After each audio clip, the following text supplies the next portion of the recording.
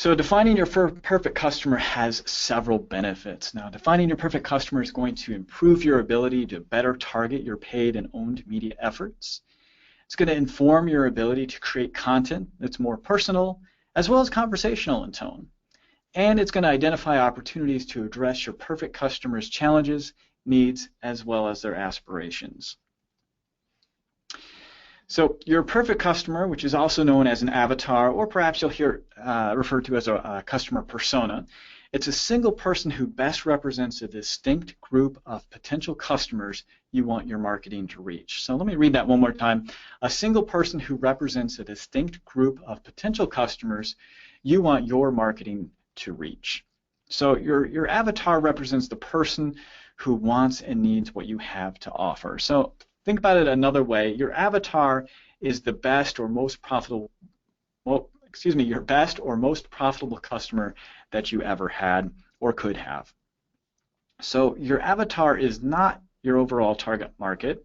Your avatar is not someone who just wants to learn about your topic, and your avatar is not someone who would not be a fit for your particular product. And of course, your avatar is not this guy.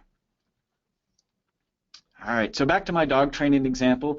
When it comes to creating your avatar, here's what most people do. They just put up a fairly generic sentence for this example: dog owners who want to train their dogs to obey command. Well, I think that's every single dog owner out there, or at least the vast majority of them.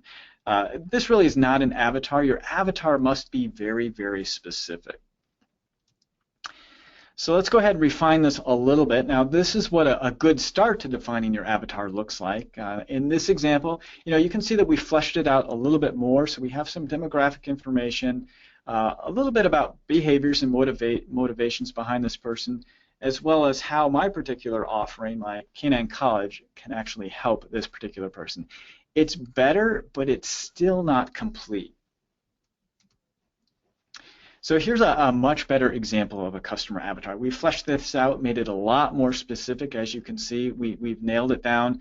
We know exactly who Sophie is, what her behaviors and motivations are, as well as how my product can actually help address those pain points and challenges, as well as the aspirations that my avatar has. So really, what does this particular example enable you to do with your marketing that the other versions didn't? So by looking at this, I not only know more about Sophie, so her demographics, as I mentioned, but I have a good idea of what her biggest obstacles are, as well as her pain points. And really, just as important as what her pain points are, I also know what she wants most, so her dreams and her aspirations. So how do we go about defining a customer avatar? Well, there's a number of steps that we've gone ahead and written down. And this is the steps that you'll follow to go ahead and define your customer avatar. So number one, you want to go ahead and list the key demographic characteristics. And examples would be gender, age, marital status, lifestyle, industry, where they hang out online. And a good tip there is, if you don't know what websites your avatar frequents, start with social media sites, authority blogs, message boards, things like that that are in your market or your niche. That's a really great place to start. Step two, you want to go ahead and dive deep into their behaviors, their motivations, challenges, needs, wants, dreams, aspirations, goals. Really get to know that person. Step three, indicate how your solution, so what you sell, can help them. What are the common objectives that your avatar will have, and how will you overcome these objectives? So that's going to be step three. Step four, let's go ahead and give your avatar a name. As you can see in my previous example, I named my avatar Sophie. Include a photo to give your avatar a face. Really give life to your avatar. Really make them come alive. And finally, you want to go ahead and write it up. Now, this can take the form of an avatar card or as a narrative. And we'll take a look at a couple examples in just a moment. And it's okay if you do have more than one avatar. You certainly can create multiple avatars. That's not a problem. And your avatar, I want you to remember, is not set in stone. It is certainly subject to change over time. One other thing I want you to note, that if you do go ahead and seek out your avatar that you've created and you can't find them, or perhaps they don't engage with you or they don't buy from you, that's a great sign that you need to come back and change your description.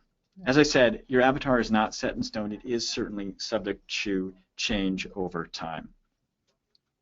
So let's go ahead and take a look at a couple more examples. Now, this example was sent to us from Hendrik in Mingle Media Marketing. This is an example. He used kind of an avatar card layout. So you can see at the top, we have the name Desperate Donna. We have the picture of Donna, which I think is a great picture that really resonates if you read through her avatar. We have some background and demographic information. Then it's broken down into some of the behaviors, motivations, pain points, and aspirations. And then finally, we have a nice section that talks about how the product offering is going to meet the needs of the avatar. So that's a really great example. And our second example comes to us from Misty at yourmarketingcoachonline.com. Now, this is an example where the avatar has been written up in more of a narrative form. Again, really great example. It kind of tells a story about Sally, gives you an idea of who she is, her pain points, her aspirations, as well as how the solutions that Your Marketing Coach Online provides and how they can address some of the issues that Sally has. And it's actually gone further and broken it down into some of the key demographics, the interests of this particular avatar, behaviors, and then as well some general information. So another great job. And again, there is no one right format. You just need to take it and create your avatar in the form that's going to work best for you. And again, those steps are going to be, number one, list out those key demographic characteristics. So really get to know your avatar by taking a deep dive. That's going to be step number 2. Step number 3, you want to go ahead and indicate how your solution can help them. And then steps 4 and 5, you really want to give life to your avatar by giving them a name as well as a picture.